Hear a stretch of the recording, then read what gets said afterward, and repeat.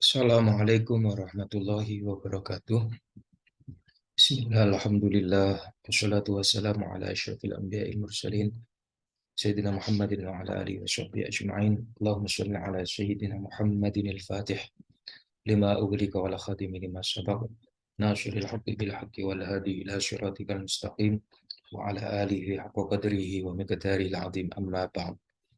Alhamdulillah, pada kesempatan kali ini kita akan mencoba membedah satu kitab berjudul Qimatuz Zaman Indal Ulama, atau bisa dipahami sebagai bernilainya waktu zaman bagi para ulama atau para ahli ilmu, bagaimana mereka memandang waktu itu sebuah sesuatu yang berharga sehingga mereka tidak menyia-nyiakan waktu yang mereka miliki. Kitab ini ditulis oleh ulama asal Suriah yang bernama Syekh Abdul Fattah Abu Huddah. Syekh Abdul Fattah ini termasuk ulama yang produktif di dalam menulis kitab dan juga ulama yang tahqiq, yang di dalam mengedit satu kitab itu begitu sangat teliti. Beliau juga sering memberikan catatan-catatan kaki atau memberikan footnote terhadap kitab-kitab para ulama. Tidak kurang dari 70 kitab yang beliau tahqiq ataupun beliau tulis di masa hidupnya. Beliau termasuk ulama yang sangat menghargai waktu, jadi sebetulnya kitab ini mencerminkan bagaimana pribadi beliau sebagai seorang ulama maupun sebagai seorang pelajar yang sangat menghargai waktu. Jadi kitab ini semula adalah hasil dari himpunan ceramah beliau, kultum beliau tentang kisah-kisah para ulama terdahulu di dalam mereka menjelaskan tentang keutamaan waktu maupun keistimewaan waktu. Sehingga kitab ini isinya adalah kisah-kisah yang begitu sangat menakjubkan dari para ulama terdahulu, maupun juga perkataan-perkataan para ulama itu dinukil oleh Syekh Abdul Fattah. Syekh Abdul Fattah ini belum lama meninggal. Dalam catatan saya, beliau lahir 9 Mei 1917 Masehi atau bertepatan dengan 17 Rajab tahun 1337 Hijriah. Itu tahun Hijriah ketika beliau lahir. Kemudian wafat 13 Februari 1997 Masehi atau bertepatan dengan 9 Syawal 1417 Hijriah. Jadi belum lama, tahun 97 beliau wafat dan meninggalkan 11 orang anak, yang semuanya itu di antara 11 itu hanya satu yang meneruskan jejak beliau sebagai muhaddits. Semua anaknya itu berasal dari berbagai macam bidang, jadi menekuni bermacam-macam bidang. Sementara salah satu dari anaknya itu bernama Syekh Salman bin Abdul Fattah Abu Huddah, itu yang meneruskan jalan sebagai seorang ulama, yang beliau menempuh pendidikan di Arab Saudi. Jadi Syekh Abdul Fattah ini dia termasuk ulama yang lahir dari kalangan keluarga yang cukup sederhana. Ayahnya seorang pecinta para ulama, sangat mencintai para ulama juga. Ayahnya juga seorang pengusaha tekstil, industri tekstil kain. Terus kemudian di usia 19 tahun, Syekh Abdul Fattah ini masuk ke madrasah Khosrawiyah. Khosrawiyah itu sama setingkat ketika itu SMA kalau di kita ya.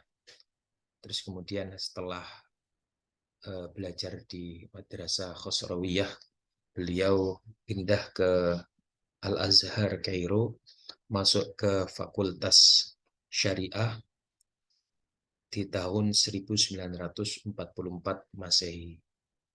Kemudian lulus tahun 1948,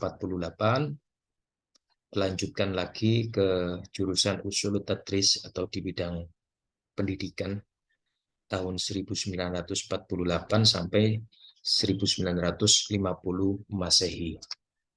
Beliau wafat di kota Riyadh di Arab Saudi, tapi karena saking menghargainya pemerintahan Saudi ketika itu terhadap jasa-jasa Syekh Abdul Fattah, atas perjuangan Syekh Abdul Fattah di dalam mencerdaskan umat, atas karya-karyanya itu, sehingga beliau dimakamkan di pemakaman Baqi di Madinah Al-Munawwarah.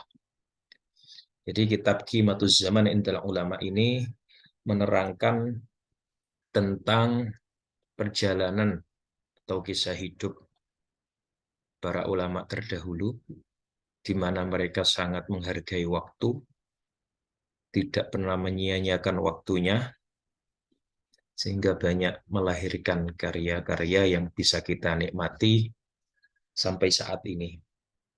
Banyak mutiara hikmah yang disampaikan oleh para ulama terdahulu itu dinukil di dalam kitab ini. Ini kitab yang begitu sangat masyhur, terkenal, mengalami cetakan beberapa kali, dan kalau tidak salah yang tercantum di sini, ini cetakan yang ke-15. Dan kemudian diterjemahkan pula ke dalam bahasa Indonesia. Setidaknya yang saya tahu ada 2 penerjemahan untuk menjelaskan atau menerjemah kitab Syekh Abdul Fattah Qimatuz Zaman itu. Yang pertama diberi judul Manajemen Waktu Para Ulama. Ini saya nggak tahu ini apa diterbitkan di penerbit mana. Yang terbaru yang tahun 2013 ini, Gema Insani turut menerjemahkan kitab Qimatuz Zaman Indal Ulama. Diberi judul Kisah Para Ulama Terdahulu Mengelola Waktu. Diterjemahkan oleh, dialih bahasakan oleh penerbit Gema Insani, dan menariknya juga penerbit ini kemudian mengundang salah satu ahli warisnya Syekh Abdul Fattah, yakni putra dari Syekh Abdul Fattah bernama Syekh Salman bin Abdul Fattah Abu Ghudda. Jadi di ketika launching buku ini, itu ada di YouTube, di mana beliau diminta untuk membedah, memberikan katakanlah semacam testimoni atau memberikan kata pengantar, menjelaskan tentang isi dari Qimatuz Zaman Indal Ulama ini. Jadi Syekh Salman melalui apa namanya aplikasi melalui aplikasi Zoom meeting itu ada di YouTube, di mana beliau menjelaskan tentang Qimatuz Zaman Indal Ulama. Di situ dijelaskan juga eh, pribadi atau sosok ayahnya itu bagaimana ketika semasa hidupnya. Nah, itu jadi dua buku ini menerjemahkan atau hasil terjemahan dari kitab Qimatuz Zaman. Kemudian tentang di dalam mukaddimahnya itu dicantumkan beberapa poin penting yang saya rangkumkan, yang sekiranya saya anggap itu penting untuk disampaikan. Jadi saya dalam membedah ini sekiranya mana yang layak, bukan yang layak, sekiranya yang menurut saya itu bagus, menginspirasi, makanya kemudian saya cantumkan di sini. Jadi sifatnya subjektif. Para pendengar bisa boleh saja tidak sepakat dengan cerita yang saya pilih, boleh memilih cerita yang lain. Setidaknya itu yang saya anggap penting, yang saya anggap cukup menginspirasi untuk kita teladani ya. Di halaman di bagian muqaddimah itu Syekh Abdul Fattah menjelaskan 3 hal. Pertama, seseorang akan mendapat banyak faedah serta keajaiban ketika ia mampu mengatur waktunya. Jadi wa ba'du fahadhihi safahatun wajizatun. Jadi ini dianggap kitabnya ini dianggap lembaran-lembaran yang ringkas. Ya memang enggak sampai berapa ini, enggak sampai 200 halaman dicetakan yang terbaru itu. Ringkas. Kitab tuha fi bayan qimataz zaman indal ulama. Jadi dalam rangka untuk menjelaskan tentang pentingnya waktu menurut para ulama atau di sisi para ulama. Wa aradtu biha at-ta'rifa bi qimati hadhihi ni'mah al-'azimah. Jadi dianggap sebagai satu kenikmatan yang begitu agung. Al-waqt az-zaman itu. Yang mana allati hiya midanul haya. An-ni'mah al-'azimah itu termasuk apa namanya yang melingkupi kehidupan. Jadi kehidupan ini dilingkupi oleh an-ni'mah al-'azimah, yakni waktu itu sendiri. Fi muhitil ilmi wa ahli, di dalam lautan samudra ilmu pengetahuan dan ahli dan apa namanya ahlul ilmi. Wa kaifa yumkinu an ta'tiya bil ajaib al-mudhishat idza ahsana al-mar'u al-istifadata minha wa nadzama hayatahu wa awqatahu binidhamin. Jadi ketika seseorang itu dapat beristifadah, mengambil faedah atas waktu yang ia lewati, maka akan terjadi banyak keajaiban, kemudian sesuatu yang dahsyat, ya, al-mudahsyat.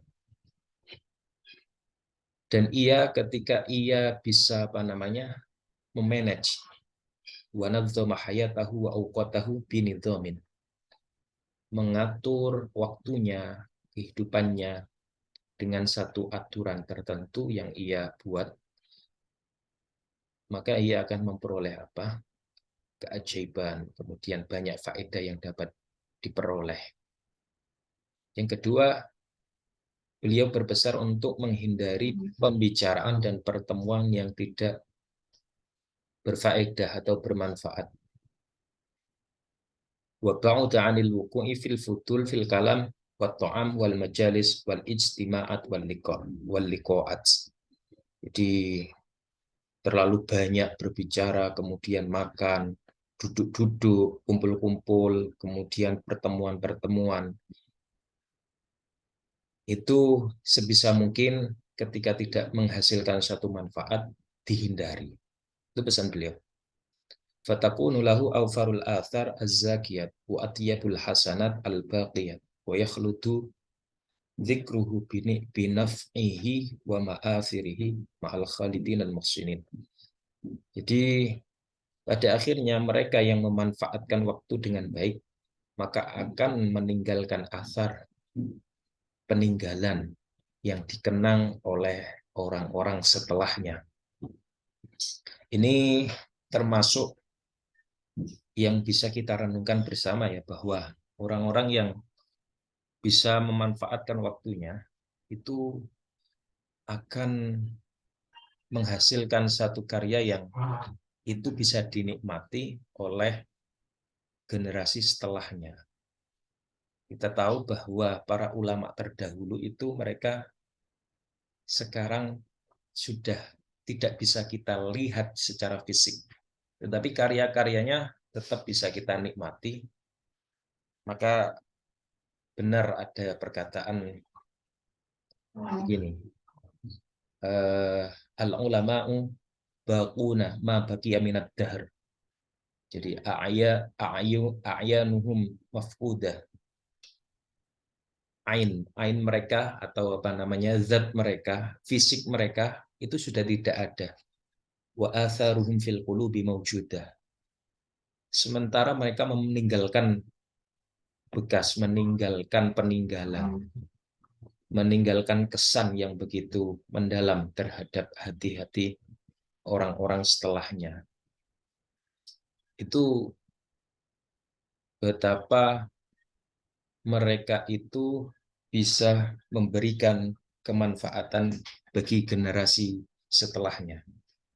Orang ketika ia mampu memanage, mengatur hidupnya, maka ia akan menghasilkan satu karya, menghasilkan apa namanya, sesuatu yang bermanfaat untuk orang lain.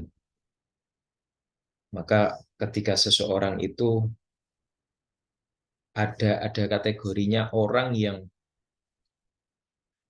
hayatun ba'da mautih. Ia hidup setelah matinya. Artinya apa? Jasadnya hidup, tetapi kehadirannya itu bisa terasakan terus-menerus. Pasca dia wafat bisa kita rasakan terus-menerus. Seperti orang-orang soleh, para wali. Contoh saja eh, wali-wali Songo itu, para wali Songo itu mereka sudah meninggal, tetapi mereka masih kita rasakan kehadirannya dengan apa? Mereka bisa memberikan kemanfaatan untuk umat.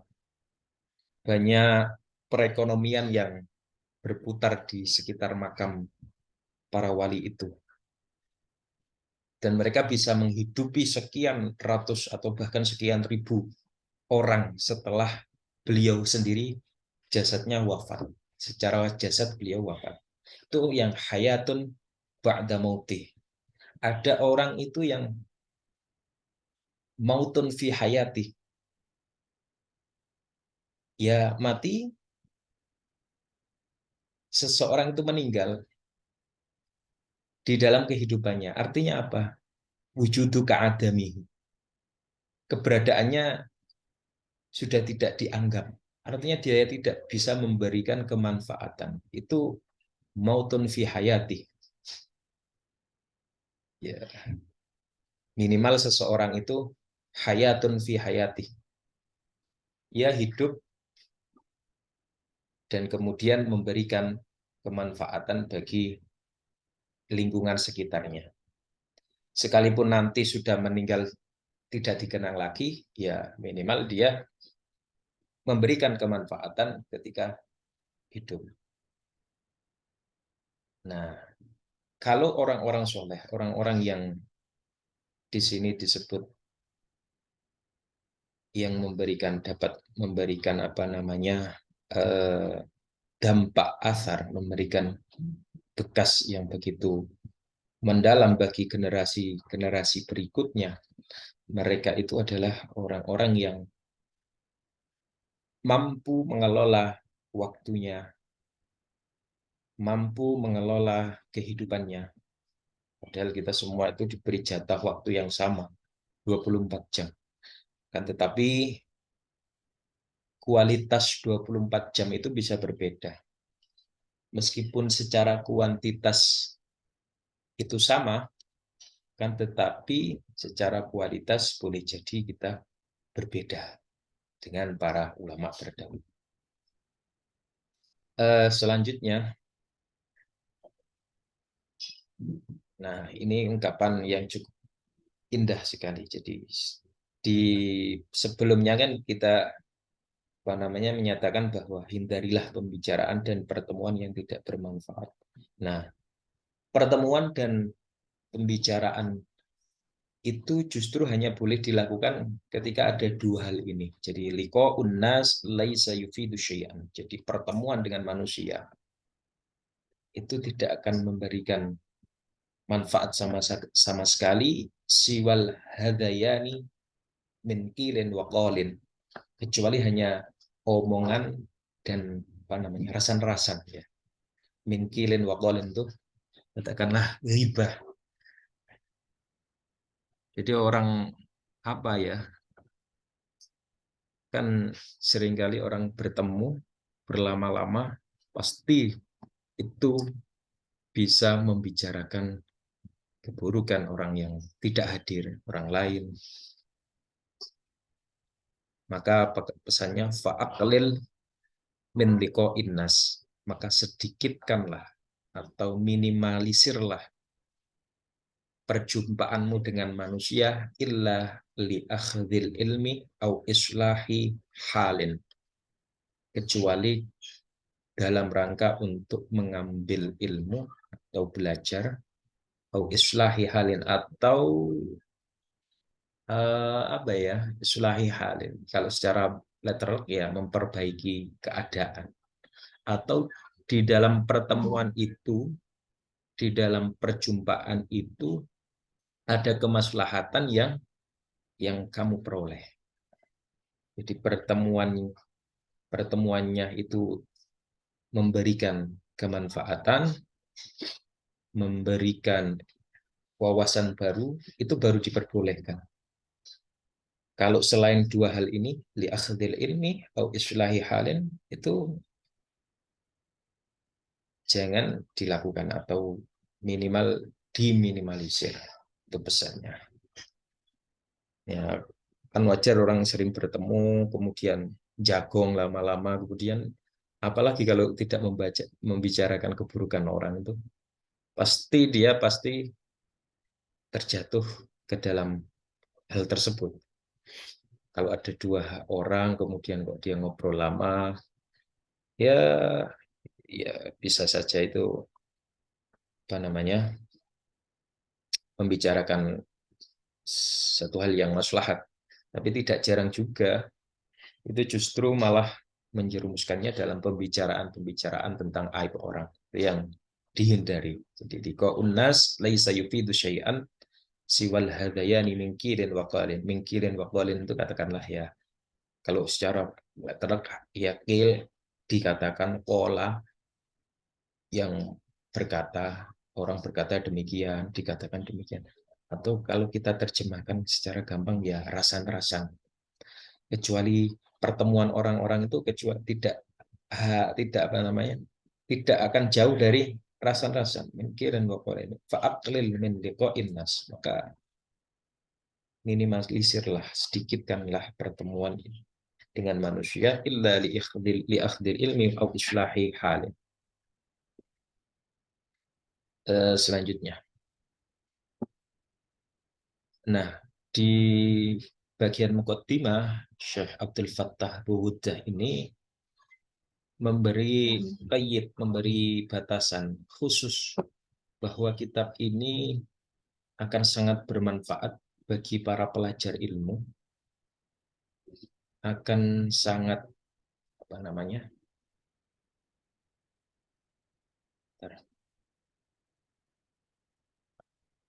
akan sangat memberikan wawasan bagi para pelajar ilmu, karena sebetulnya semua kisah-kisah yang dituangkan di dalam kitab ini itu seakan-akan memberi gambaran ideal bagi seorang penuntut ilmu itu seharusnya bagaimana itu.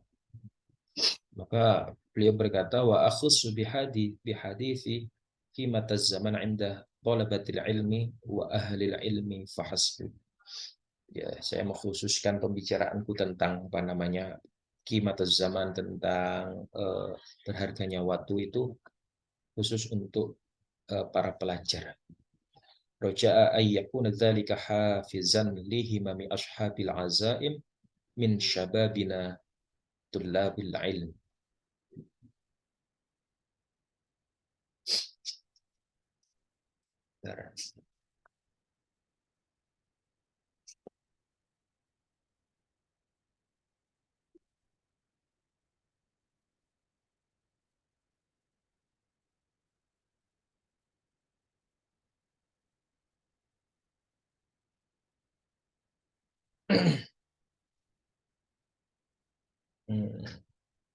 tullabil ilm. Roja ayyakuna dzalika hafizan lihimami ashabi al-azaim min syababina tullabil ilmi. Jadi harapannya Syekh itu apa namanya terhadap kitab ini itu agar mampu menjadikan kitab ini sebagai hafizan lihimami ashabil azaim, sebagai penunjuk atas cita-cita himmah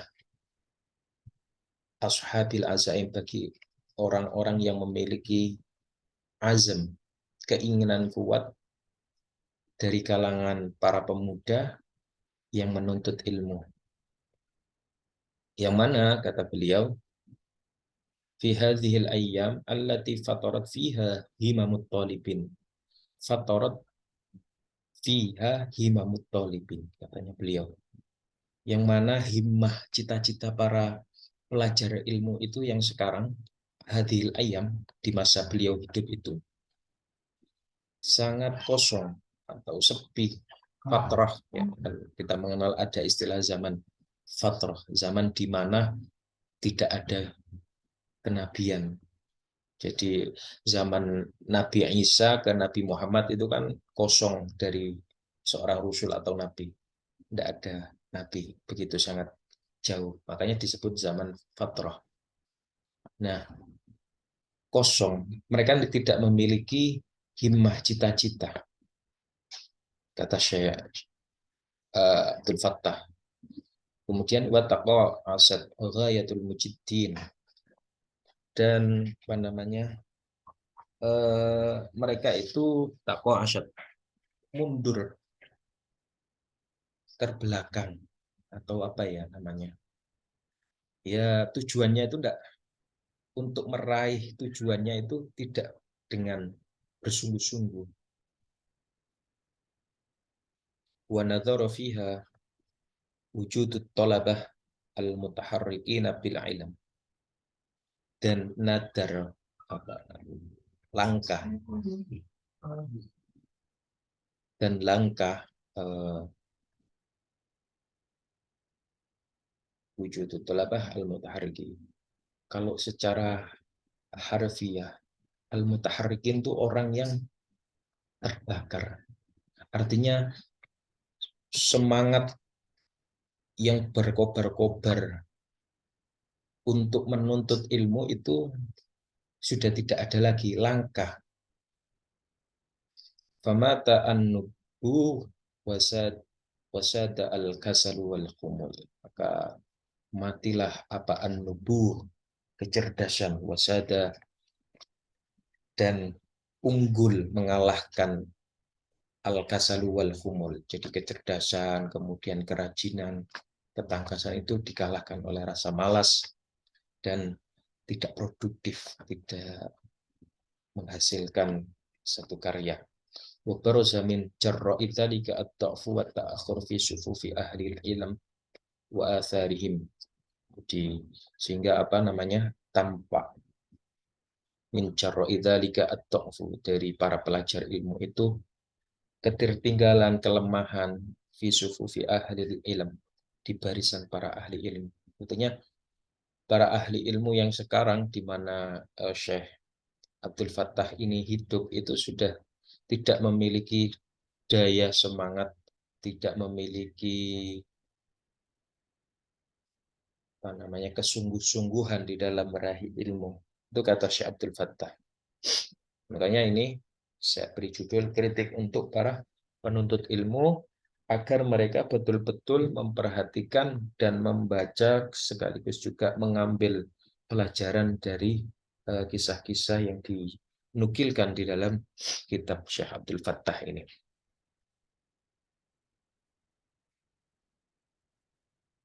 Kemudian beliau setelah itu di bagian awal-awal itu masih menjelaskan tentang jadi beliau model berpikirnya itu dari sesuatu yang umum dulu ya.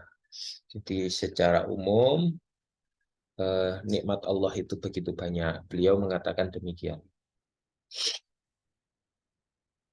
Inna ni'amallahi ta'ala ala ibadihi katsiratun la tuhsa. Jadi nikmat-nikmat Allah itu terhadap hambanya sangat banyak, tidak terhitung.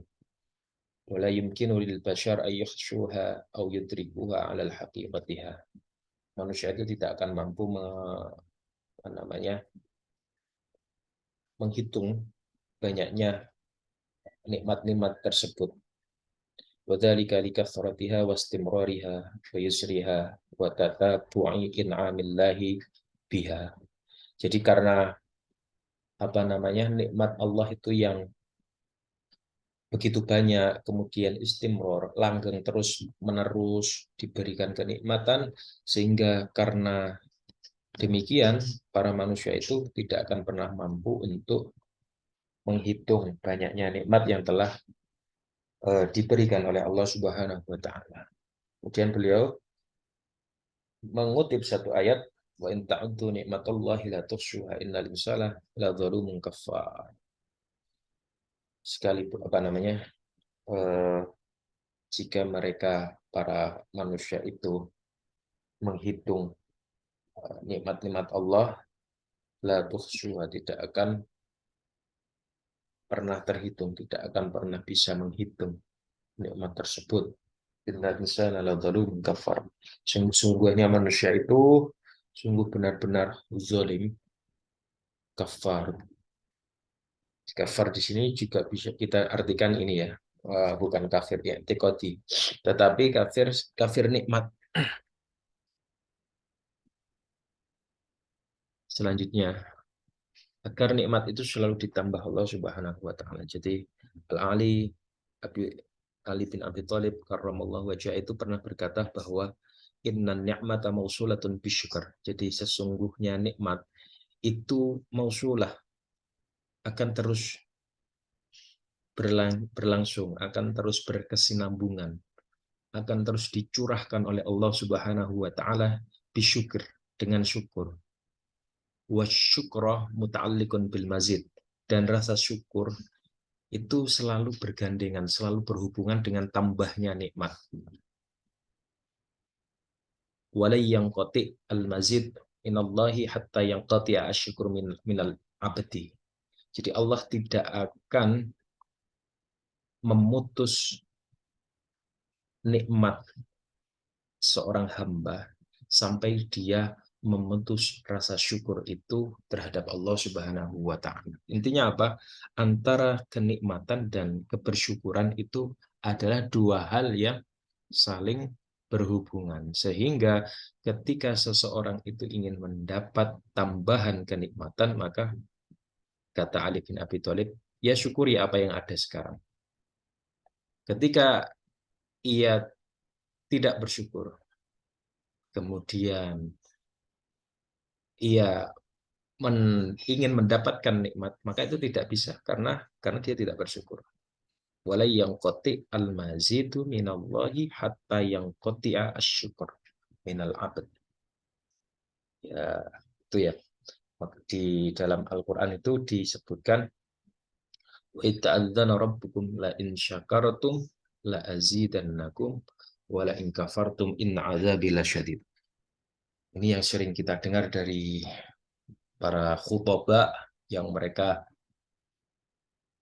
menceramahkan tentang rasa syukur itu akan senantiasa ditambah oleh Allah ketika kita mensyukurinya.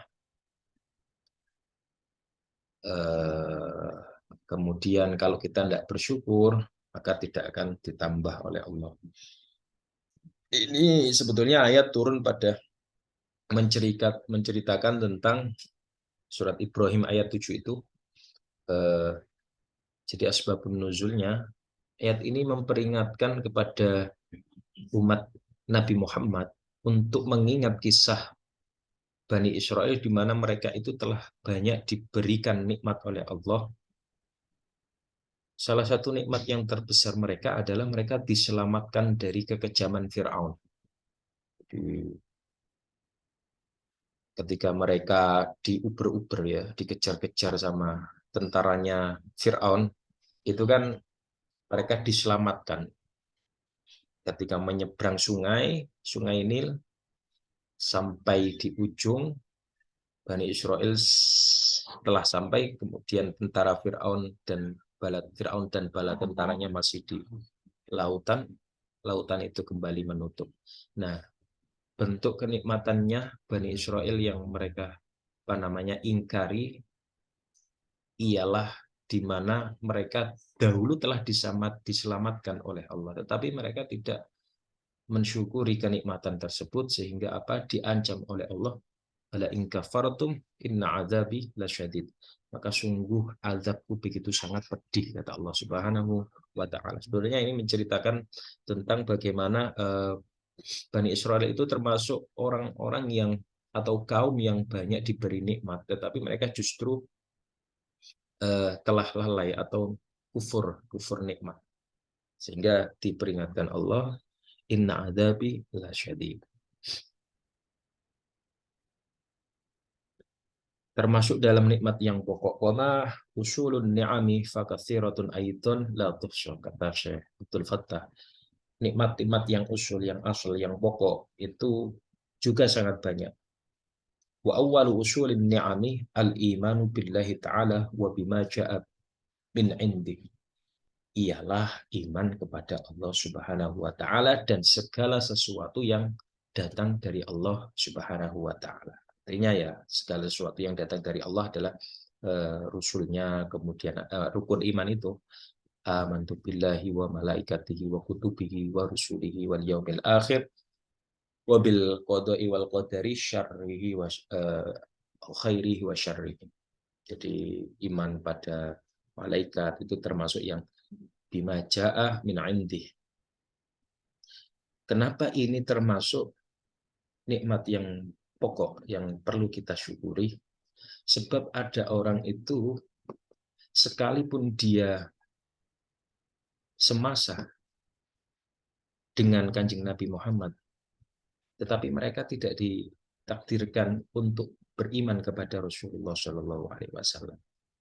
Jangankan kok orang lain, orang terdekat Nabi, ketika mereka tidak diberi hidayah oleh Allah Subhanahu Wa Taala, maka mereka tidak akan beriman. Contoh adalah paman Nabi sendiri, Abu Lahab.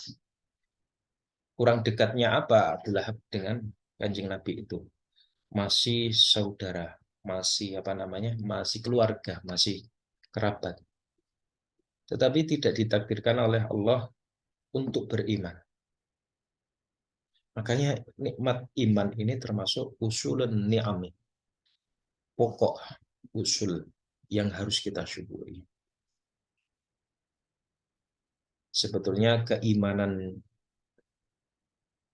kenapa Abu Lahab itu tidak beriman, bukan karena Abu Lahab tidak percaya dengan Nabi. Bagaimana tidak? Abu Lahab itu adalah paman yang ia tahu masa kecil Nabi, yang ia mengikuti perkembangan hidup, perjalanan hidup Nabi. Abu Lahab sendiri itu meyakini bahwa Nabi itu adalah Al-Amin, orang yang dipercaya. Tidak pernah bohong sekalipun dalam hidupnya. Terus kemudian Abu Lahab juga tahu bahwa apa yang disampaikan oleh Nabi itu merupakan sesuatu yang Muhammad, atau ketika itu Abu Lahab memanggilnya, tidak mungkin bohong. Hanya saja rasa gengsi. Rasa gengsi kenapa? Karena kenapa kok Nabi itu tidak muncul dari keturunannya Abu Lahab itu? Kan beda jalur kan antara Nabi Muhammad dengan Abu Lahab itu sendiri.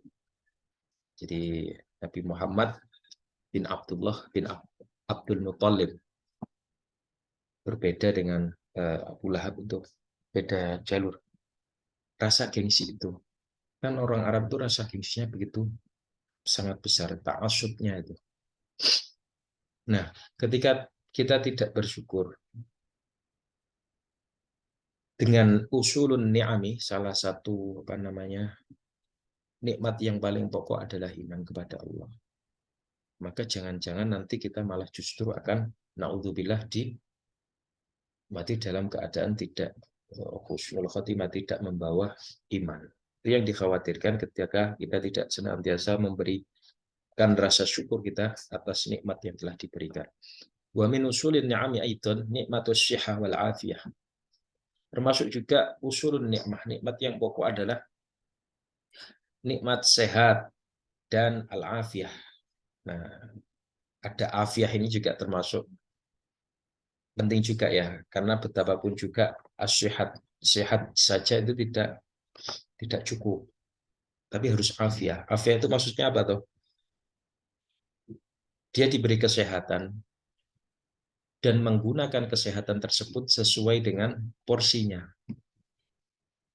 Artinya diberi kesehatan tidak digunakan untuk maksiat.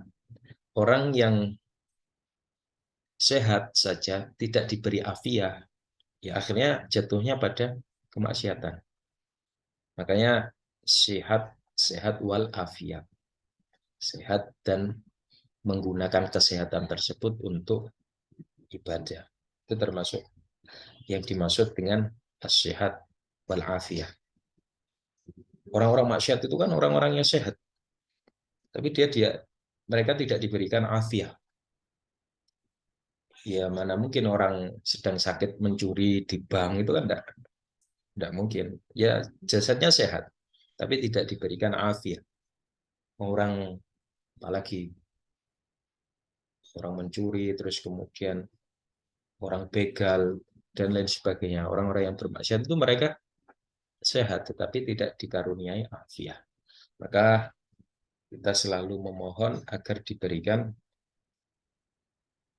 kesehatan secara fisik juga al-afiyah. Allahumma inna nas'alukal afwa wal afiyah wal mu'afah fid dini wad dunya wal akhirah. Itu doa. Kemudian allati minha salamatus sam'i yang dimaksud dengan sehat wal afiyah yaitu ialah salamatus sam'i wal basar wal fuad wal jawarih. Nah, ini selamatnya pendengaran, kemudian penglihatan, wal fuad dan hati, wal jawarih dan anggota tubuh yang lain. Ini selamat. Selamat dari apa? Dari sesuatu yang bukan fungsinya. Ya, kalau telinga itu kan mendengarkan, fungsinya ya untuk mendengarkan perkara yang hak, melihat perkara yang hak. Itu salamatus sam'i wal basar wal fuad wal jawari. Wa hiya mihwaratu harakatil insan wa qiwamu istifadatihi min wujudih. Yang mana termasuk semuanya ini harakatul apa namanya salamatus sam'i, keselamatannya pendengaran, semua itu termasuk mihwaru harakatil insan, titik atau pusat dari pergerakan manusia. Wa qiwamu istifadatihi min wujudi, dan dengannya, dengan apa namanya, dengan keselamatan pendengaran, mata, kemudian mulut dan segala anggota tubuh itu kita bisa beristifadah, kita bisa mengambil faedah. Ya, kalau orang sedang apa namanya sakit telinganya atau tidak bisa mendengar itu kan dia terbatas atas istifadah. Dia tidak bisa mengambil istifadah melalui pendengarannya. Nah, kalau dia katakanlah buta, maka dia tidak bisa mengambil istifadah dari matanya. Tidak bisa mengambil faedah dari matanya. Maka salamatus sam wal basar wal fuad. Termasuk juga nikmat ilmu. Wa min usulin ni'ami aidan nikmatul ilmi. Termasuk ilmu juga. Ilmu itu termasuk sesuatu hal yang nikmat. Fahiya nikmatun kubro yatawaqqafu 'alaiha raqiyul insaniyah. Nah, yang mana dengan kenikmatan ilmu ini akan meningkat sisi kemanusiaan manusia. Wa sa'adatuha ad-dunyawiyah wal ukhrawiyah jami'an. Akan memberikan dampak kebahagiaan baik yang bersifat duniawi maupun akhirat. Jadi dengan adanya ilmu itu derajat kemanusiaan seseorang akan meningkat. Seperti kata Al-Quran itu, yarfa'illahu alladhina amanu minkum walladhina utul ilma darajat. Utul ilma, orang yang mencari ilmu, itu akan diangkat derajatnya. Makanya termasuk usulun ni'ami adalah nikmatul ilmi. Fal ilmu ni'matun jullah kaifa makana fatahshiluhu ni'matun. Nah, ini termasuk kata apa namanya? Nah, fal ilmu nikmatun jullah, yang agung, termasuk kenikmatan yang agung. Kaifa makana, bagaimanapun fatahshiluhu nikmatun, menghasilkan ilmu, memperoleh ilmu itu adalah termasuk nikmat. Wal intifa'u bihi nikmatun, dan mengambil manfaat atas ilmu itu juga termasuk nikmat. Intifa, mengambil ilmu, mengambil manfaat. Orang yang belajar itu nikmat. Betul, memang orang yang belajar itu nikmat. Ia bisa berjam-jam duduk di perpustakaan karena sudah larut dalam kenikmatan ilmu. Wan naf'u bihi nikmatun, dan orang yang mengajar itu juga apa namanya, nikmat. Wa takhlidu, makanya kita apa namanya, sering mendengar kisah-kisah kiai-kiai itu hidupnya hanya ngaji, mengajar terus setiap harinya. Karena apa? Mereka sudah merasakan kenikmatan itu, kenikmatan ilmu itu sudah larut dalam dirinya. Sehingga tidak ada yang mengalahkan kenikmatan ilmu tersebut.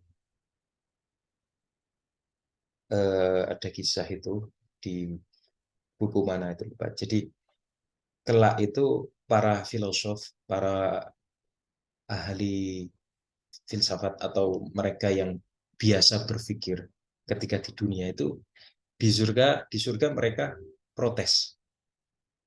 Kenapa? Karena mereka mendapatkan kenikmatan yang jasadi sifatnya.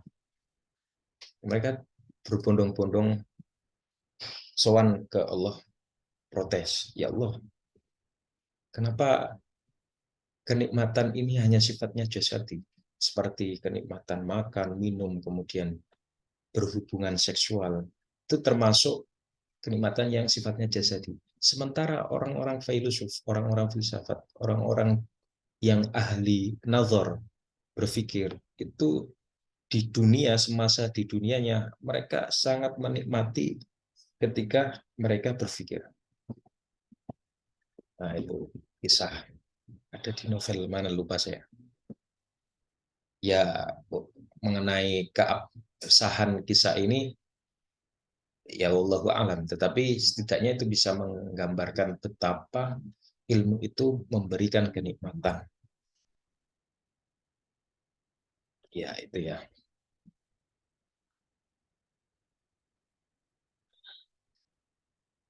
Kemudian wa nasyruhu finnas nikmatun, dan menyebar nasrul ilmi, maksudnya mengajar ya. Itu juga sesuatu yang nikmat. Wa hakadha wa hunaka amtsilatun katsiratun li usulin ni'ami, dan masih banyak lagi contoh-contoh yang banyak tentang usul ni'am, tentang pokok-pokok nikmat itu.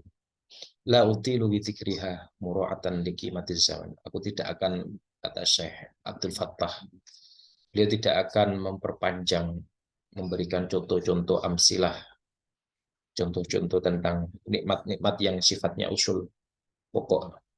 Karena apa? Untuk mura'atan li qimatiz zaman, untuk menjaga supaya tidak bosan.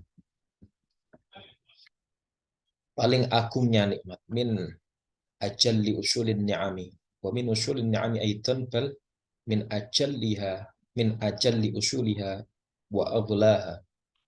Nah, ini nikmatus zaman alladzi jama'tu hadhi safahat lil hadithi an qimati. fi jambi thalabatil ilm wa ahli ilm khasyatan. Jadi termasuk paling agung-agungnya nikmat, tadi kan dikatakan ilmu adalah uh, kesempatan atau waktu itu sendiri. Waktu untuk menuntut ilmu, waktu untuk bersyukur terhadap Allah Subhanahu wa taala, waktu untuk menggunakan kesempatan yang begitu sangat luas itu untuk hal-hal yang berfaedah, bermanfaat. Ini ajallu usulin ni'ami, nikmat yang paling agung, nikmat kesempatan. Kesempatan kita masih diberikan umur untuk menambah ilmu, kemudian kesempatan untuk panjenengan mendengarkan bedah buku ini, ya, termasuk apa namanya, paling agungnya nikmat, kata Syekh Abdul Fattah. Ini bagian pertama sebagai pengantar. Jadi di bagian pertama tentang usulun ni'am, terus kemudian tentang syukur, itu termasuk yang di bagian awal-awal. Di bagian kedua ini saya akan menjelaskan tentang perkataan para ulama tentang berharganya waktu. Jadi kalam-kalam ulama, hikmah-hikmah yang bisa kita ambil dari perkataan tersebut untuk kita bisa ambil faedahnya. Jadi banyak sekali sebetulnya. Cuman saya hanya mencantumkan beberapa saja di sini. Nah, termasuk begini. Al-ishtighalu bin nadmi alal waqti al-faiti tadyi'un lil waqtil hadir. Atau di sebagian nuskho begini, al-ishtighalu bin nadmi alal waqti al-ghaib tadyi'un lil waqtil hadir. Nah, maksudnya makalah ini bagaimana? Terkadang ketika kita melakukan sesuatu, terus kemudian sesuatu itu tidak memberikan manfaat, malah justru menimbulkan madarat, kita akan menyesal. Tetapi yang disebut oleh Ibnul Qayyim di sini, penyesalan kita, waktu yang kita gunakan untuk menyesali perilaku kita terdahulu, itu akan menyempitkan waktu yang hadir, waktu yang sekarang. Jadi kita tidak boleh larut dalam penyesalan. Nah itu, nasi terlanjur menjadi bubur. Ya gimana? Masak lagi. Udah terlanjur jadi bubur, mau diapain kalau pengen makan nasi, ya masak lagi. Nah, ilustrasi gambarnya. Lam af'al kada wa kada. Seandainya saya melakukan sesuatu ini. Seandainya saya tadi tidak berkata demikian, seandainya tadi saya tidak makan begini-begini. Nah itu al-istighalu bin nadmi alal waqti al-faid atau alal waqti al-ghaib itu tadyi'un lil waqtil hadir. Jika kita menyesali, kita larut dalam penyesalan tersebut, itu kita sama halnya sedang menyia-nyiakan waktu yang kita lewati ke depan. Kan orang kadang introspeksi diri, terus mengurung diri gitu. Sampai justru dengan dia introspeksinya itu menghambat waktu yang akan datang, yang akan lewat itu. Merenung terus di kamar sejam.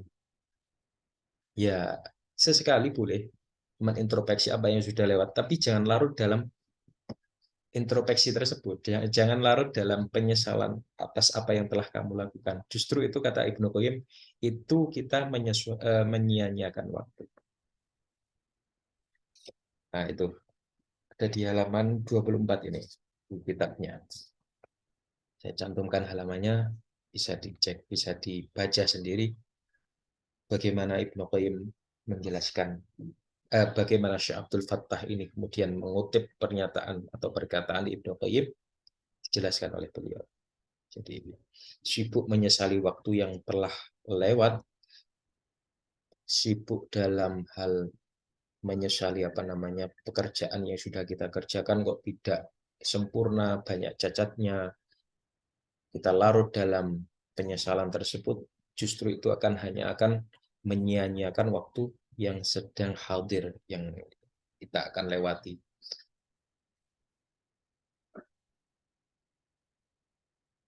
Manfaatkan waktu, kalau tidak waktumu yang akan mematikan. Ini al-waktu kais, al-waktu kasaif. Ini kata pepatah orang-orang Arab. Jadi al-waktu kasaif illam taqtabhu qata'aka. Maksudnya bagaimana? Qala Ibnu Jamrah fi kitabi Bahjatun Nufus. Maknahu iqta al-waqta bil amal li alla yaqta'aka bit taswif. Ya, jadi kalau pilihannya hanya dua, kalau kamu tidak menggunakan waktumu, maka kamu akan yang digunakan oleh waktu. Artinya apa? Digunakan oleh waktu apa ya? Kamu justru kamu sendiri justru yang akan dilibas oleh waktu itu sendiri. Bagaimanapun kita tidak bisa menghentikan perputaran waktu ini, ia akan terus berjalan. Nah, kalau kita tidak mau mengisi waktu kita, maka kita yang akan diisi oleh waktu tersebut. Artinya waktu itu berlalu begitu saja tanpa kita gunakan untuk sesuatu hal. Nah, al-waktu kasaif. Pedang itu kan kalau tidak kita gunakan untuk apa namanya membunuh, ya boleh jadi pedang itu justru yang akan membunuh kita sendiri. Itu al-waktu kasaif. Illam taqta'hu qata'aka. Maknahu iqta' al-waqta bil amal li alla yaqta'aka bit taswif. Taswif itu dari kata apa ya? Sawwafa yusawwifu taswif. Eh, ngundat-ngundat, mengundur, mundur-mundur. Kalau kamu nggak gunakan waktumu untuk amal, kamu akan yang digunakan oleh waktu itu. Artinya kita akan mengundur-undur waktu terus. Yang namanya tugas, tanggung jawab, beban, itu kan apa namanya tanggung jawab kepada kita. Misalnya tugas lah katakan. Tugas itu kalau tidak kita kerjakan, ya namanya tanggung jawab. Itu kalau kita undur-undur terus, pada akhirnya enggak terkerja, ter, ter, terkerjakan, terkerjakan, ya tidak akan terkerjakan juga ya. Kalau diberi tugas, kemudian taswif, nunda-nunda terus, ya pada akhirnya itu mau nggak mau pada akhirnya juga akan kita kerjakan juga. Misalnya dalam misal contoh skripsi atau tesis atau disertasi, ya mau nggak mau namanya tanggung jawab pada akhirnya itu akan terkerjakan juga, sekalipun kita akan menunda-nundanya, maka justru itu akan menghasilkan kemudaratan kalau kita taswif, menunda-nunda. Jadi manfaatkan waktumu, kalau tidak waktu yang akan memanfaatkan. Qala Asy-Syafi'i radhiyallahu anhu, "Shahibtu as-sufiyya falam astafid minhum siwa harfain." Apa itu? Salah satunya adalah al-waqtu saifun fa illam taqta'hu qata'aka. Ini yang sama dengan kalimat sebelumnya. Kemudian kata Asy-Syafi'i, wa nafsuka in syaghaltaha bil haqqi wa illa syawalatka bil batil. Nah ini kata Syafi'i, Al-Imam Syafi'i itu, nafsumu itu kalau tidak kamu sibukkan dengan perkara yang baik, perkara yang hak, kata Al-Imam Syafi'i, maka ia justru yang akan menyibukkanmu dengan perkara yang batil. Ya, kenapa orang itu maksiat? Kenapa orang itu berlaku buruk? Ya karena dia tidak punya aktivitas baik. seandainya dia melakukan aktivitas yang baik, ia tidak akan terjatuh pada aktivitas yang jelek, yang buruk. Ya pilihannya hanya dua kan. Ya kalau nggak baik ya buruk. Insyawal tahabil haq wa illa syawalatka bil batil. Ya, nafsu itu kalau kita tidak sibukkan dengan perkara-perkara yang baik, maka nafsu itu akan menyibukkanmu dengan perkara-perkara yang buruk. Itu kata Al-Imam Syafi'i. Memang waktu nafsu itu sendiri, kata Al-Imam Al-Bushiri, wan nafsu katifli. Nafsu itu seperti anak kecil. Intuh milhu syabba ala hubbir rodha. Kalau dia anak kecil itu kita sape ya, disapeh, ya. Tidak diberi susu, tidak nyusu, maka dia akan bisa. Wa in taftimhu yan fatimi. Kalau tidak demikian, anak kecil itu akan terus nyusu terus. Kan ada apa namanya anjuran syariat kalau usia berapa tahun itu 2 tahun ya diminta untuk menyapihnya. Kalau enggak ya sampai besar akan menyusu. Itu diibaratkan nafsu itu seperti anak kecil yang menyusu. Maka sapih lah itu kata Al Imam Al Bushiri. Wa nafsuka insyawalat semakna dengan ini. Wa nafsuka insyawaltah bil haq wa illa syawalatka bil batil. Kata Imam Syafi'i rahimahullah.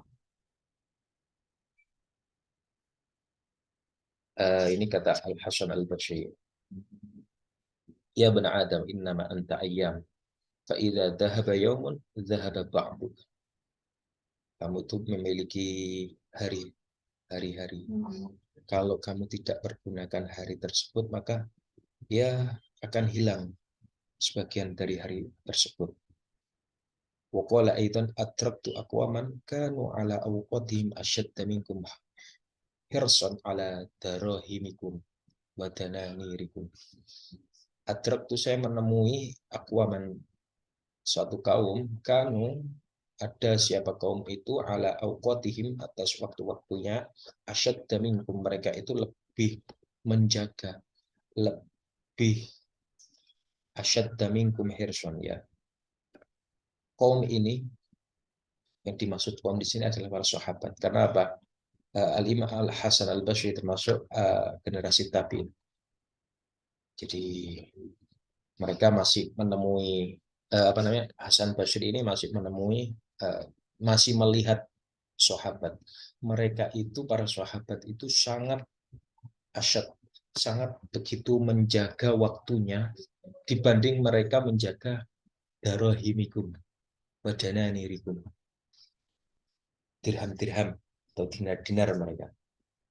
Jadi kalau kita kan kebalikannya ya, kita itu time is money.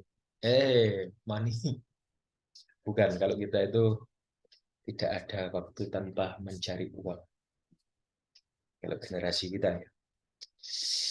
Atraktu aqwaman kanu ala awqatihim asyadda minkum. Itu kata Al-Imam Hasan Al-Basri. Jadi beliau menjumpai bagaimana hidupnya para sahabat itu, mereka harus sangat menjaga atas waktunya.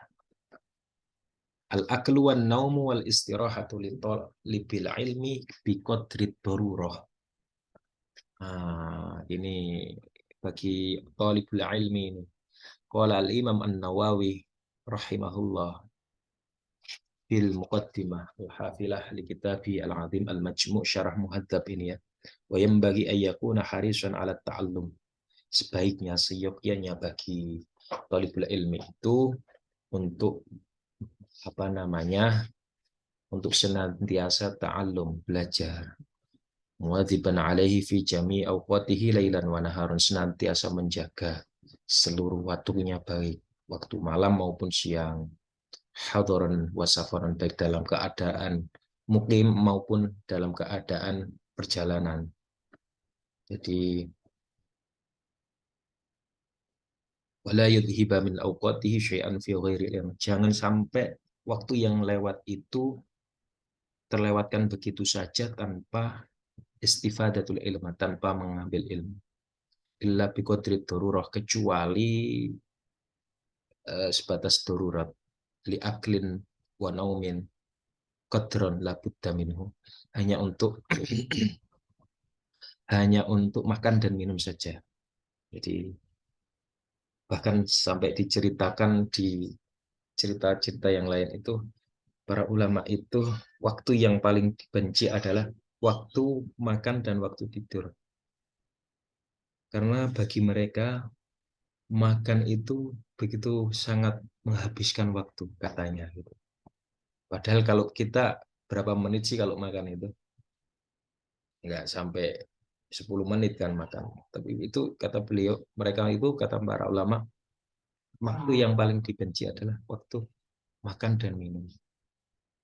Maka ada salah satu ulama itu cerita di kitab ini juga disampaikan, mereka itu kalau makan makanan yang sekiranya tidak perlu dikunyah.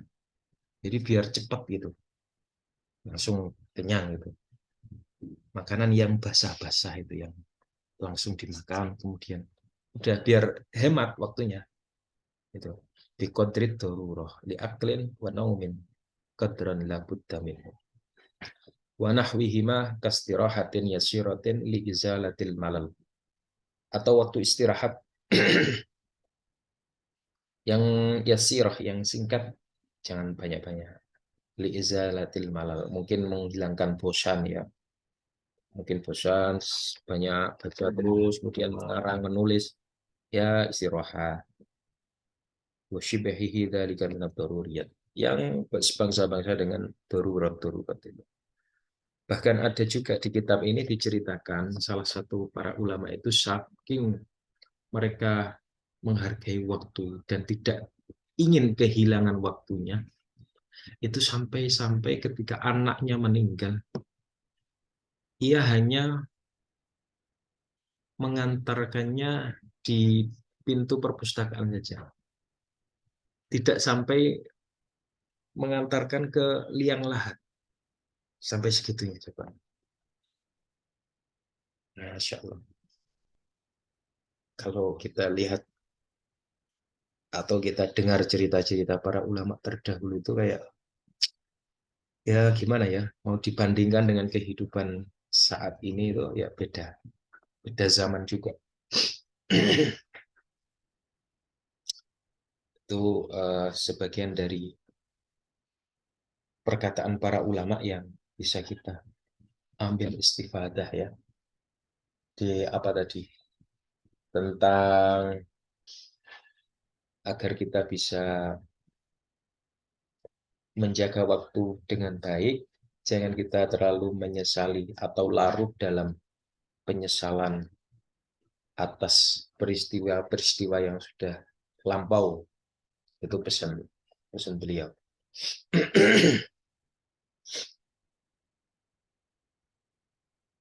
Terus ini juga ada kisah yang begitu sangat luar biasa di dalam kitab ini, menjelaskan tentang hebatnya para ulama terdahulu itu ketika mereka belajar dan mengarang kitab ya. Misalnya di sini dikisahkan tentang Abu Yusuf. Abu Yusuf itu termasuk salah satu dari muridnya Abu Hanifah.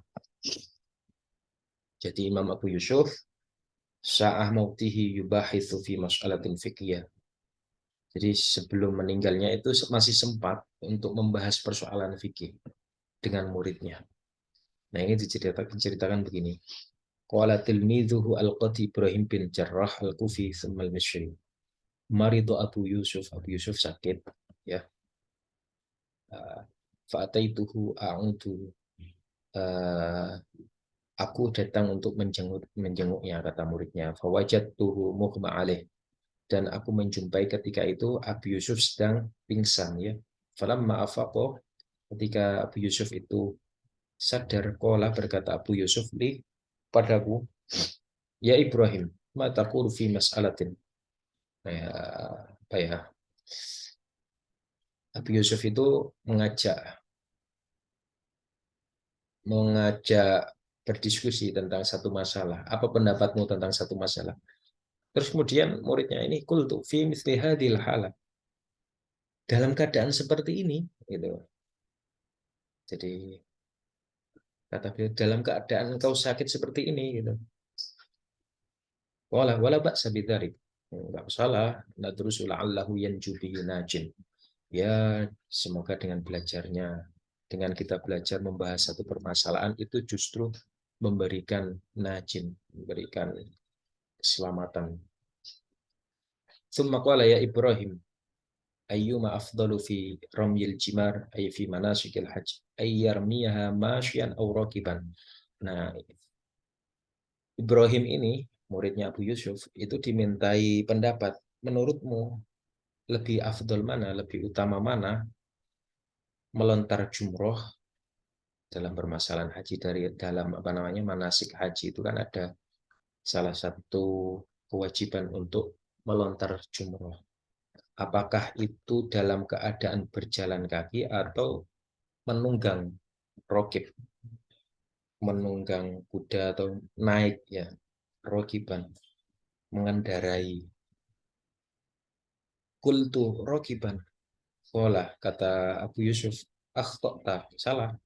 Kalau begitu kultu masyan. Ya udah, kalau enggak menunggang, ya berarti berjalan. Pola, akhtokta. Masih salah katanya Abu Yusuf. Terus kemudian kultu kul fiha yaradallahu ank. Ya udah, apa menurut pendapatmu, kata kata muridnya.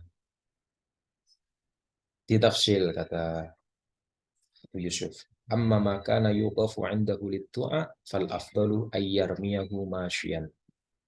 Wa amma ma kana la yuqafu 'indahu fal afdalu ay yarmiyaha rakiban. Jadi kan ada tempat di mana ketika Romyul Jamroh melontar jumroh itu kan 3 kali jumroh, jumroh akobah, wusto, jumlah ula akobah, kemudian wusto dan suhur.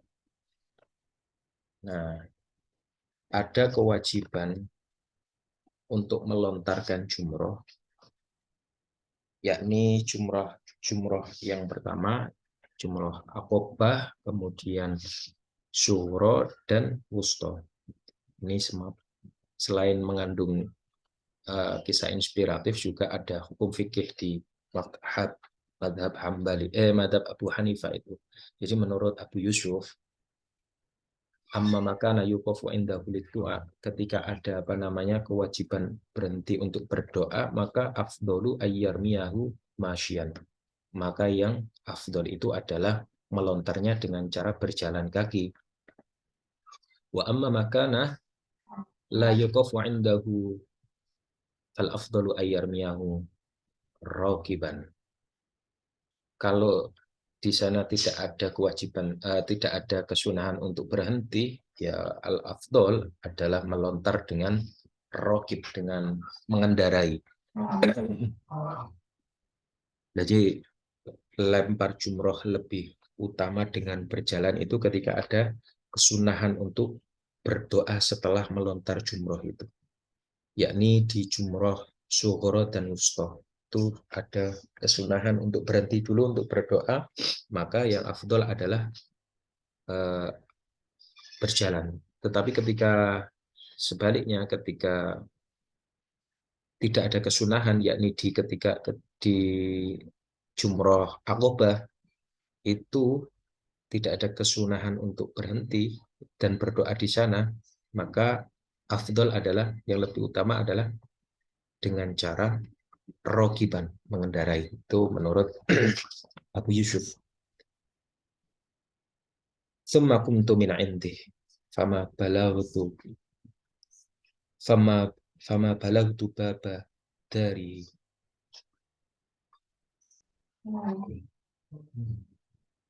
hatta sami'tu syurah alaihi wa idha huwa qad mata rahmatullahi alaihi. Jadi setelah itu ya, kata Ibrahim murid Abu Yusuf itu udah selesai diskusi, hendak pulang, Belum sampai pada pintu rumahnya Abu Yusuf, beliau mendengar surah, teriakan atau erangan, ya, mengerang kesakitan. Dan Abu Yusuf ternyata sudah meninggal. Nah, di masa-masa sekaratnya atau nazaknya para ulama itu, di sini adalah Abu Yusuf, ya, itu masih sempat untuk berdiskusi tentang ilmu. Betapa sangat menghargainya sampai segitunya. Hifadus salaf alal waqti wa hadaruhum min idha'ati. Jadi bagaimana para ulama salaf itu hifad, menjaga waktu, dan mereka sangat mencela atau berhati-hati untuk tidak menyia-nyiakan waktu. Qad kana al-qudama yakni as-salaf yahdharuna min at-tadyi'iz zaman. Mereka sangat berhati-hati untuk tidak menyia-nyiakan zaman atau waktu. Qala al-Fudail bin Iyad, a'rifu man ya'uddu kalamah min al-jum'ah ila al-jum'ah.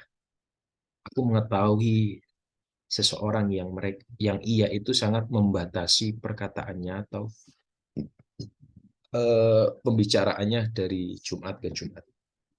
Artinya dari waktu ke waktu. Wa dakhalu ala rajulin minas syarab. Dan mereka, orang-orang itu masuk, mereka berkunjung ke salah satu ulama salaf. Faqalu, mereka berkata, la'allana syaghalnaka. Barangkali, nah kan, tok tok tok pintu, barang, terus assalamualaikum, dibukakanlah. Nah, syaghalnaka, la'allana syaghalnaka.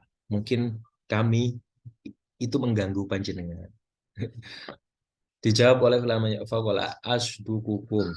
Bener yo, kuntu aqra'u.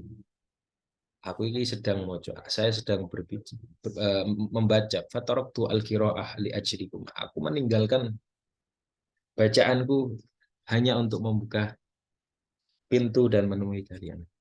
Itu kata sebagian para ulama salaf yang ia merasa terganggu dengan kehadiran seseorang karena kedatangannya itu mengganggu waktu membacanya, memutolaah kitabnya. Ya kadang kita itu ini ya, ya kalau sedang berkunjung ke rumah orang, bersilaturahmi, pastikan tidak mengganggu sahibul bait, tidak mengganggu aktivitas sahibul baitnya. Itu dari kisah ini kita bisa mengambil inspirasi gitu ya. Jadi sebetulnya kalau kata Gus Bah itu, sebetulnya sowan kiai itu apik apa elek gitu. Ya bisa jadi sowan itu bisa jadi baik, bisa jadi buruk.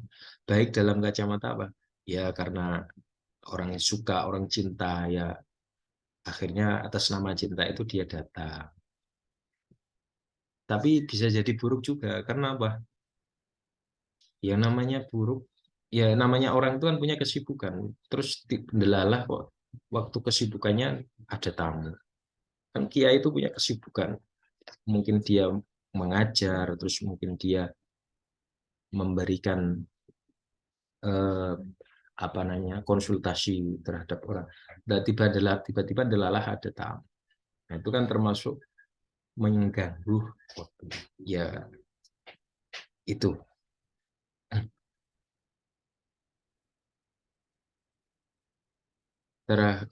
Selanjutnya ini. Nah, gini, Imam Fakhruddin Ar-Razi itu termasuk ulama ahlu sunnah yang apa namanya, yang begitu sangat besar ya. Dia punya satu kitab tafsir Mafatihul Ghaib, itu tebalnya sekitar 10 atau berapa jilid, 15 jilid atau berapa. Ini yata'assafu 'alal waqti alladhi yadhhabu fil aqli. Nah, saya katakan tadi, wallahi innani ata'assafu fil wafawat anil ishtighali bil ilm fi waqtil aqli fa innal waqta waz zaman aziz. Jadi makan itu bagi dia, bagi beliau, bagi Al-Imam Ar-Razi itu termasuk waktu makan itu termasuk waktu yang mengganggunya. Ia harus meninggalkan istighalul bil ilm, sibuknya dengan ilmu itu harus terputus karena makan, kata Syekh Fakhruddin Ar-Razi. Nih, nah kisah yang terakhir ini dari An-Nawawi, Al-Imam An-Nawawi. An-Nawawi kana la ya'kulu illa aklatan wahidatan fil yaum wal lailah. Jadi sebagaimana saya sebut tadi bahwa para ulama atau sebagian dari para ulama itu sangat menghindari atau bahkan tidak menyukai waktu untuk makan. Makanya An-Nawawi di sini diceritakan sehari semalam itu cuma makan aklatan. Ya mungkin 10 ini. Aklatan wahidatan fil yaum. Ya. قال أبو الحسن بن عطار ذكر لي شيخنا رحمه الله تعالى أنه كان لا يضيء له وقتا. Muridnya bercerita ini, betapa syekhnya, gurunya itu tidak pernah menyia-nyiakan waktunya. La fi lailin wa la fi naharin illa fil istighali bil ilm. Kecuali untuk sibuk, sibuk belajar. Hatta fit tariq yukarriru au yutali'. Bahkan sampai di jalan itu gurunya tetap membolak-balikkan kitab sambil berjalan gitu, mutolaah. Wa annahu dama ala hadha sittat sinin. Ini berlangsung selama 6 tahun. Thumma akhadha fi tasnif wal ifada wal nasiha wa qulil haq. Ini aktivitas-aktivitasnya itu. Al-Imam An-Nawawi, yakni mengarang, kemudian ifadah, memberikan faedah, wan nasiha, dan memberikan nasihat, wa qulil haq, dan perkataan yang benar. Wa kana la ya'kulu fil yawm wal lailah illa aklatan ba'da isya'il akhirah. Jadi waktu makannya beliau itu ba'da isya al akhirah, ya di waktu sahur itu mungkin itu waktu beliau makan. Jadi sehari-hari beliau berpuasa ya. Wa yashrabu syarbatan wahidatan inda sahar, waktu sahur. Wa yamtani'u min aklil fawakih wal khiyar. Jadi beliau tidak makan buah-buahan dan ketimun. Wa yaqulu akhafu ay yuraddiba jismi. Karena apa? Dianggap makanan ini, makanan buah-buahan kemudian timun ini kan makanan yang basah. Nah, makanan yang mengandung serat. Terus kalau takutnya nanti makan makanan yang demikian, akhirnya sering banyak ke kamar mandi untuk buang hajat. Akhaf ayyurat tiba jismi. Aku takut untuk membasahi badanku. Waya jeli buli an-naum. Dan saya menjauhi tidur ya. Kata Al-Imam An-Nawawi demikian. Walam yatazawwaj. Jadi beliau termasuk al-ulama ul-uzzab. Ulama-ulama yang semasa hidupnya tidak menikah, termasuk adalah Al-Imam An-Nawawi rahimahullah. Bukan karena beliau tidak laku atau tidak, karena saking istighalul bil ilm, sibuk dengan ilmu. Usia beliau itu tidak panjang, mungkin hanya 40 tahun, tidak sampai 50 atau 45 tahun. Tetapi karyanya yang sangat begitu monumental, begitu sangat banyak itu bisa kita baca sekarang. Al-Imam An-Nawawi walam yatazawwaj. Beliau ketika kenapa gak menikah ditanya begitu. Limada anta la tatazawwaj? Eh, Kata beliau, dzubihal ilmu, ilmu itu disembelih baina afkhadhin nisa, di antara dua pupunya perempuan, di antara dua pupunya wanita. Dzubihal ilmu baina afkhadhin nisa. Kata Imam Nawawi, ilmu itu disembelih, artinya mati kan, di antara dua pupunya, pahanya perempuan. Ya, kadang itu kata alasannya Al-Imam An-Nawawi ketika ditanya kenapa tidak menikah. Ya orang kan beda-beda pilihan hidupnya. Tapi Al-Imam An-Nawawi itu memilih untuk tidak menikah. Karena baginya menikah itu akan mengganggu aktivitasnya untuk belajar, untuk mengarang. Itu Al-Imam An-Nawawi. Beda sama Al-Imam As-Suyuti. Ketika dia ditanya, ketika beliau ditanya, "Limada anta tatazawwaju?" Indi kata As-Suyuti, "Ya'ishul ilmu baina fakhidayin nisa."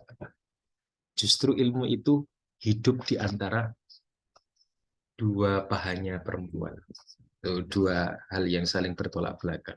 Satu mengatakan ilmu itu mati, disembelih karena di antara dua paha perempuan. Yang satu mengatakan justru ilmu itu bisa hidup karena apa namanya eh, satu hal yang berada di antara dua paha perempuan. Ini bahasa kiasan, ya bahasa kiasan. Kalau tak maknani ya mungkin agak sedikit vulgar. Yang orang itu kan ketika berhubungan seksual itu kan membutuhkan waktu. Waktu itu kata Imam Nawawi lebih utama untuk buat ngarang kitab, buat nulis, buat mutolaah karena beliau istighalul bil ilm, sibuk dengan ilmu. Nah, kalau yang satunya lagi beda. Imam Asyuyuti ya justru itu membuat orang semakin semangat. Mungkin orang lagi pusing, tidak keluar inspirasi, melakukan hubungan seksual. Kemudian dari situ mendapat inspirasi lagi setelah itu. Ya, bisa jadi begitu maksud kata kiasan itu. Baina afkhodin nisa. Ya satu mengatakan ilmu itu mati karena perkara di antara dua paha perempuan, yang satu mengatakan justru ilmu itu hidup di antara dua paha perempuan. Wallahu a'lam bishawab. Kiranya itu semoga ada manfaatnya. Akhirul kalam. Assalamualaikum warahmatullahi wabarakatuh. Hey.